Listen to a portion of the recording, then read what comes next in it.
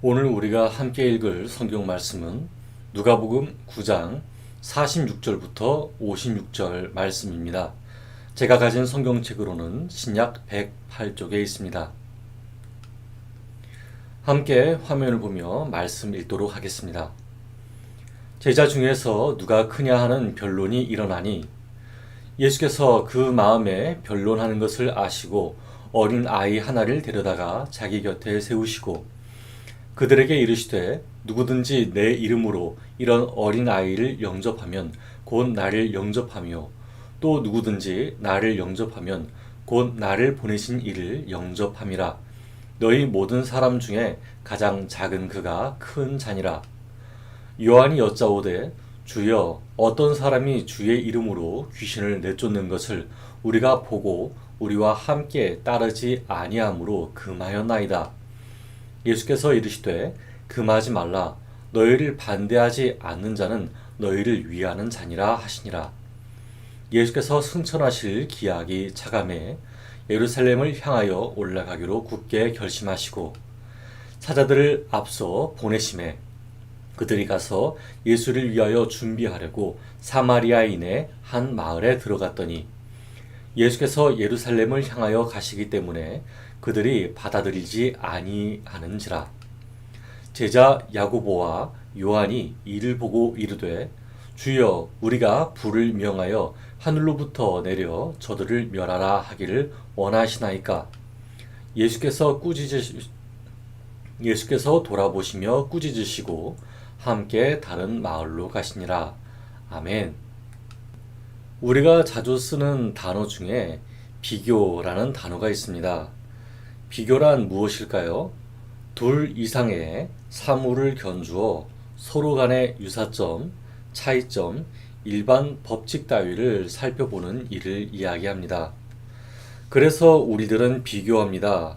마트에 가서 같은 가격의 물건 중에 무엇이 더 좋은지 비교하고 같은 상황에서 버스를 타고 가는 것이 좋은지 걸어서 가는 것이 좋은지 비교합니다. 더 나아지기 위한 삶을 위해서 비교하고 더 편리한 것을 발명하기 위해서 비교합니다. 또 다른 사람과 자신이 가진 것을 비교하고 나 자신의 업적과 다른 사람의 업적을 비교합니다. 이렇게 비교해서 자신이 가진 것이나 또는 자기 스스로가 더 나은 사람이라고 보인다면 기분이 좋아집니다. 하지만 비교해서 자신이 더 부족한 사람이라고 느낀다면 별로 기분이 좋지 않을 것입니다. 인스타그램이나 페이스북에 빠져 살지 말라고 하는 것도 그와 같은 말이죠. 실제 그 사람의 삶을 보지도 않고 카메라 렌즈에 담겨 있는 모습을 보고 자기와 그 사람의 삶을 비교하는 모습이 있으니까 말이에요. 평범한 사람들의 일상도 이러한데 기독교인들의 삶은 어떠했을까요? 아니, 더 깊숙이 나아가서 유대인들의 삶은 어떠했을까요? 하나님을 믿는 민족이니 비교가 없었을까요? 아니요, 너무나 분명하게 있었습니다. 하나님과 자신을 비교하고 하나님처럼 되고 싶어서 선악과를 먹은 태초부터 말이죠. 그로부터 한순간도 그치지 않고 오늘날 2022년도를 살아가는 우리에게 이르기까지 신앙적 비교의식에 사로잡혀 있습니다. 이것 때문에 교회 안과 밖에서 개인적인 신앙의 자리에서 여러 가지 복잡한 문제들이 수도 없이 나타나죠. 누구보다 헌금 많이 했는가? 누구보다 전도 많이 했는가? 누구보다 교회 안에서 큰 영향력을 가지고 있는가? 담임자와 얼마나 가까운가 하는 것입니다. 자기 자신이 바른 신앙생활을 갖고 있는지 확인할 겨를도 없이 외적인 종교 생활이 압도적으로 비교당합니다. 이렇게 신앙생활의 모습도 쉴 새 없이 비교받고 비교하며 살아가니 마음 한켠에 불편함이 있지 않겠어요? 예수님의 제자들은 어땠을까요? 예수님과 함께 있으면서 완벽한 성인군자의 삶을 살고 있었을까요? 오늘 함께 읽은 말씀은 비교 의식에 빠져서 다른 사람들을 깎아내리지 않으면 성이 차지 않았던 제자들의 모습이 나타납니다. 제자들의 약한 모습이 우리에게 나타나지 않으리라는 법은 없죠. 그렇다면 신앙인인 우리는 어떤 마음을 가지고 살아야 할까요? 함께 살펴보며 하나님의 뜻을 깨닫는 시간이 되시길 바랍니다. 첫째, 신앙의 경험과 업적으로부터 자유하는 삶을 사는 것입니다. 누가복음 9장 46절을 함께 읽어보도록 하겠습니다. 시작. 제자 중에서 누가 크냐 하는 변론이 일어나니. 아멘. 제자들 중에서 변론, 즉 말다툼이 있었습니다. 서로를 비교하는 마음에서 생겨난 다툼이었죠. 그 말다툼의 주제는 누가 제자들 중에서 가장 크냐 하는 주제였습니다. 이건 키를 재본다는 말이 아니고요. 누가 더 우월한지, 누가 더 가장 영향력이 있는지 재본다는 뜻입니다. 갑작스럽게 이런 일일이 일어나기는 만무합니다. 우리들은 이 상황이 왜 생겨났는지 짐작할 수 있죠.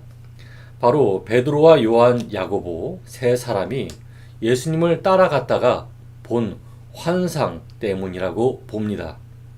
모세와 엘리야를 사이에 두고 예수님이 대화를 나누시는 장면을 봤는데 얼마나 우월감을 느꼈겠어요.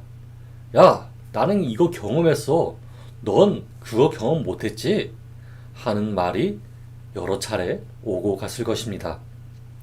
그 장면을 보지 못한 8명의 제자들은 얼마나 비교를 당했을까요? 또한 예수님께 혼인한 것도 나머지 8명이었습니다. 야, 우리가 없었을 때 귀신도 내쫓지 못했어? 야, 너희들 8명이나 있었잖아. 너희들 다 권세 있던 거 아니었어? 어휴. 업적과 경험들이 비교되는 상황이었죠. 다만 예수님이 눈치채지 못하게 서로 신경을 곤두세우며 조곤조곤 이야기하고 있었습니다. 하지만 예수님께서는 그들의 마음을 아셨어요. 12명의 제자들 속에 엄청난 비교 의식이 있다는 것을요. 그래서 예수님께서는 어떻게 하셨을까요? 47절을 함께 읽어보도록 하겠습니다. 시작.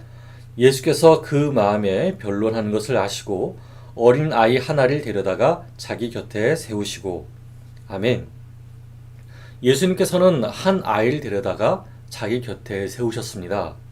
한 아이를 데려오셨다는 것은 제자들이 있는 곳에 아이들이 있다는 것이겠죠. 제자들은 아이가 곁에 있는 상황에서도 서로 자기 자신 중에서 또는 누가 제일 크냐 하고 변론을 했던 것입니다.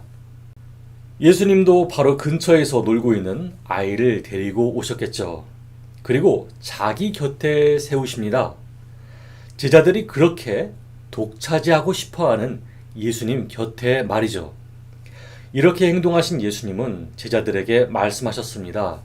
48절을 함께 읽어볼게요. 시작. 그들에게 이르시되 누구든지 내 이름으로 이런 어린아이를 영접하면 곧 나를 영접함이요 또 누구든지 나를 영접하면 곧 나를 보내신 이를 영접함이라. 너희 모든 사람 중에 가장 작은 그가 큰 자니라. 아멘. 예수님이 자기 옆에 세우신 어린 아이는 제자들이 그토록 비교하며 내세운 경험과 업적에 전혀 상관없는 어린아이였습니다. 이 어린아이는 예수님의 제자들에 비해 경험도 없습니다. 힘도 없고요. 업적도 없습니다. 배운 것도 많지 않죠. 게다가 예수님의 제자로 부름을 받은 적도 없습니다. 예수님 옆을 독차지하려고 노력한 적도 없습니다. 어린아이가 한 것이라고는 다른 또래와 함께 놀고 있는 것이 전부였어요. 그러나 예수님의 말씀은 더 놀랍습니다. 48절을 함께 읽어보도록 하겠습니다. 시작. 48절을 해석해 보겠습니다. 나의 제자들아, 너희들은 귀한 손님이 찾아왔을 때 맞이하는 환영하는 법을 알고 있단다. 그게 우리 유대인의 문화니까 말이야. 그런데 말이다. 너희들이 나를 귀하게 여기는 마음처럼 이 어린아이를 맞이한다면 곧 나를 맞이하는 것과 다를 바 없어요. 나를 맞이하는 것이 하나님을 맞이하는 것과 같단 말이지. 그렇다면 이 어린아이 하나를 맞이하는 것은 하나님을 맞이하는 것과 같지 않겠니? 얘들아, 경험과 업적을 두고 비교하지 말아라. 너희 모든 사람 중에 가장 연약하고 보잘것없는 사람이 가장 큰 자이니까. 여러분, 우리의 경험과 업적은 앞으로의 미래를 위해서 굉장히 필요하죠. 그런데 그것이 도구이냐, 목적이냐 하는 것은 굉장히 다른 문제이지 않습니까?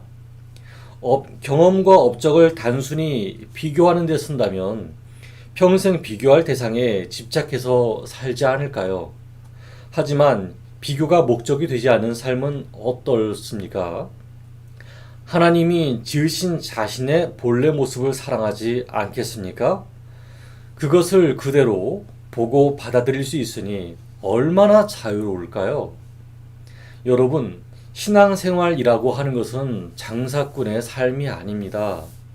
만일 신앙생활이 장사꾼의 삶이어야 한다면 하나님의 엄격한 기준에 의해서 그 어느 누구도 사랑받지 못할 거예요. 경험과 업적이 많아야 하나님의 사랑을 받을 수 있다고요? 그런 것은 마치 20가지 자격증을 따놓고 취직하지 못하는 천국을 만들어 놓은 게 아닙니까? 장로들의 전통과 율법주의에 찌든 바리새인들이나 그렇게 생각할 거예요. 남보다 전도를 얼마나 했는지 비교하는 것이 그렇지 않을까요? 어느 교회에서는 전도 그래프를 만들어 놓고 비교한다는데 그게 무슨 의미가 있을까요? 남에게 자랑할 만한 업적이 무엇인가를 비교하다 보면 진짜 전도의 목적을 잃어버리지 않을까요? 여러분, 서로 자신의 목표를 돌아보고 예수님의 목표가 아닌 것은 과감하게 버리시기 바랍니다. 전도 횟수를 자랑하려고 하지 말고요. 그게 중요한 게 아니니까요. 자기 주변에 연약한 사람에게 찾아가세요. 그리고 그 사람에게 사랑을 베풀어 주세요. 그게 바로 전도입니다. 이렇게 예수님께서는 경험과 업적을 비교해서 남보다 위에 서려고 하지 말고 제자들 중에 연약한 지체를 돌볼 것을 말씀해 주셨습니다. 우리가 기억해야 할 것 두 번째, 우리라는 우월주의에서 벗어나는 것입니다. 예수님의 제자 중 요한은 예수님의 이 말을 금세 받아들였습니다. 그러나 동시에 요한은 예수님을 따르는 같은 제자들에 대한 비교를 떠나서 예수님을 따르지 않는, 그러니까 자기 자신들과 함께 어울리지 않는 다른 사람을 비교하기 시작했습니다. 요한은 무엇으로 비교하기 시작했을까요? 49절을 함께 읽어보도록 하겠습니다. 시작. 요한이 여짜오되 주여 어떤 사람이 주의 이름으로 귀신을 내쫓는 것을 우리가 보고 우리와 함께 따르지 아니하므로 금하였나이다. 아멘. 예수님이 기도하러 올라가셨을 때 산 아래에 남아있던 8명의 제자들은 귀신을 내쫓지 못했습니다. 그들은 자기 마음에 있던 불안 때문에 은사를 발휘하지 못했죠. 결국 그들은 예수님께 꾸지람을 들었습니다. 요한은 방금 전까지만 해도 꾸지람을 들은 8명의 제자들을 무시했습니다. 그러나 예수님의 말씀을 들은 요한의 마음은 다른 제자들을 사랑하기 시작했습니다. 비교하지 않았어요. 귀신을 쫓아내지 못했던 8명의 제자들을 비난하기보다 되려 편들어주기 시작했습니다. 얼마나 이쁜 마음인가요? 12명의 제자들이 아닌 다른 사람이 예수님의 이름으로 귀신을 쫓는 것을 목격했을 때 우리가 금지시켰다고 당당히 이야기합니다. 왜일까요? 요한이 보기에 예수님의 12제자인 우리를 제외하고 다른 사람이 예수님의 이름으로 귀신을 내쫓는다는 것은 괘씸한 행동이라고 여겼기 때문이죠.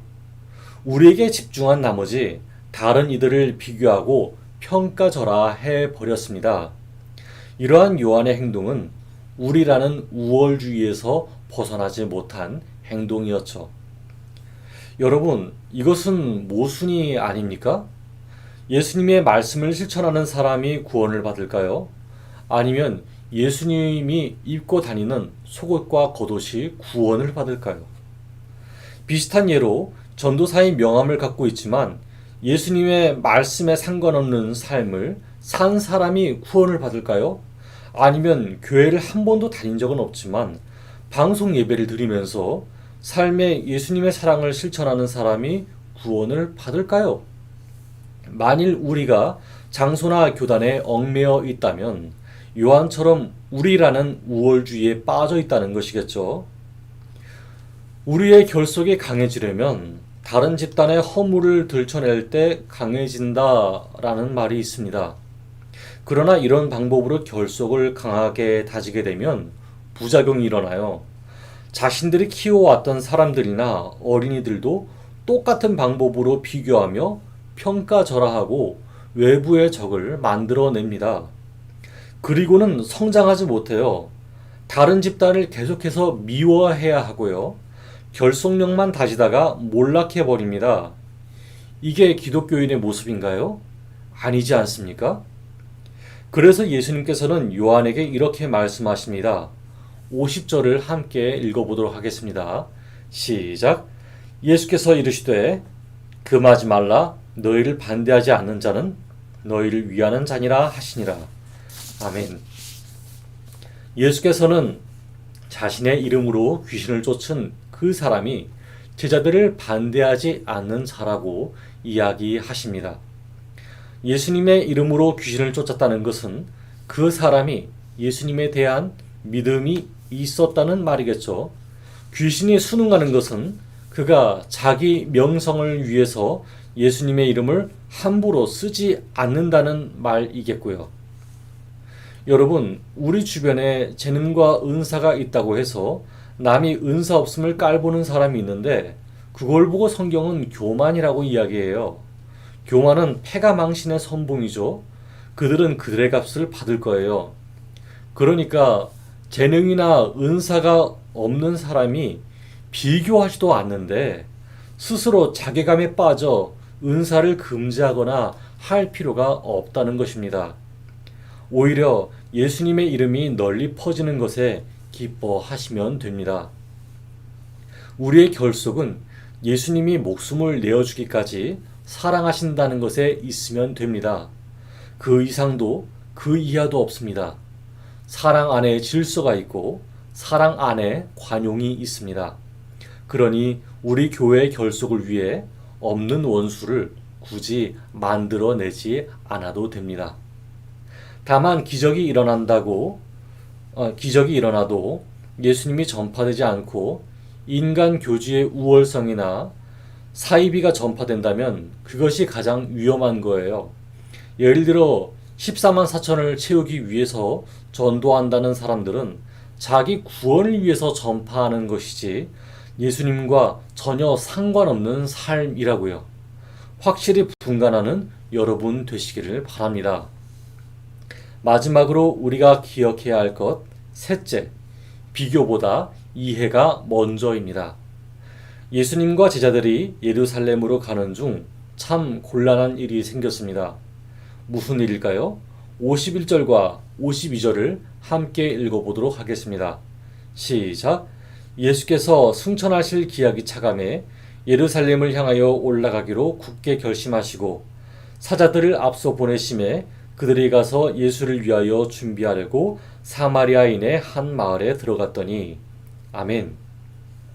예수님은 앞으로 받을 고난과 희생을 위해서 예루살렘을 향하여 가셨습니다. 왜냐하면 굳게 결심하셨기 때문이죠. 앞으로 자신의 희생과 부활이 있고 성령이 오셔야 제자들이 깨달을 것을 아셨기 때문일 것입니다. 갈릴리에서 예루살렘으로 가는 길은 두 가지였습니다. 하나는 사마리아 지방을 통과하는 것이었고 또 다른 하나는 요단강 동편으로 우회하는 것이었죠. 빠른 여행을 위해서 예수님께서는 사마리아 지방을 통과하는 것을 택하셨습니다. 사마리아 마을은 얼핏 보아도 혼혈인이 많은 곳이었습니다. 유대인 마을과 다르게 우상들도 눈에 띄었을 것이고요. 옷 입는 모습도 달랐죠. 그런 마을에 들어온 예수님과 제자들의 차림새는 누가 봐도 유대인이었습니다. 여기서 잠시 쉬어가려고 하는데 문제가 생깁니다. 53절을 함께 읽어보겠습니다. 시작. 예수께서 예루살렘을 향하여 가시기 때문에 그들이 받아들이지 아니하는지라. 아멘. 그 문제가 어떤 문제냐 하면 예루살렘으로 간다고 하는 말 자체가 문제였습니다. 이 때문에 예수님을 위해 쉬어갈 곳을 알아보러 간 제자들이 도리어 거절을 당했죠. 이유가 있어요. 사마리아라는 지역은 원래 북이스라엘의 수도였습니다. 그런데 북이스라엘 멸망 후 아수르에서 강제로 이주된 이방인들과 유대인들로 구성된 혼혈 마을이 되어버렸죠. 우상을 섬기는 신앙과 여호와 신앙이 뒤섞인 혼혈 공동체이다 보니 바벨론 포로기를 겪은 유대인들에게 있어서 수치스러움의 상징이 되었습니다. 이들에게 있어서 예루살렘에서 예배드릴 수 있는 권한이 있었냐고요? 아니요. 유대교로 개종한 이방인이 예루살렘에서 예배를 드릴 수 있을지언정 이들에게는 그런 권한도 없었습니다. 그래도 하나님을 예배하고 싶은 사람들이 있었어요.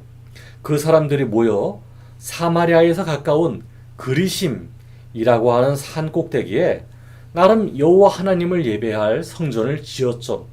하지만 정통 유대인들이 그걸 다 부숴버렸어요.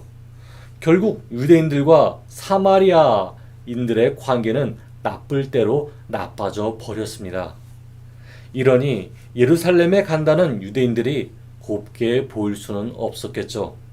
제자들은 그대로 쫓겨나 버렸어요. 제자들은 이런 일이 일어나자 어떤 반응을 보였을까요?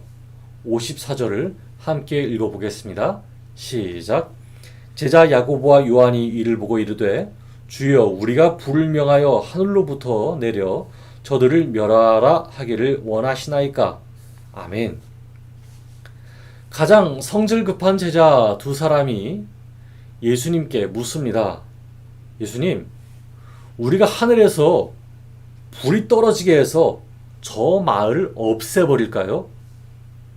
여러분도 아시다시피 야고보와 요한이 한 말은 소돔과 고모라를 상징하는 말이었어요. 자신들이 심판자가 되어서 사마리아를 태워버리고 싶다는 말이었죠. 그런데 이 말, 하나님이 어떻게 여기실까요? 하나님은 그냥 화가 나는 대로 멸망시키시는 분은 아니신데요.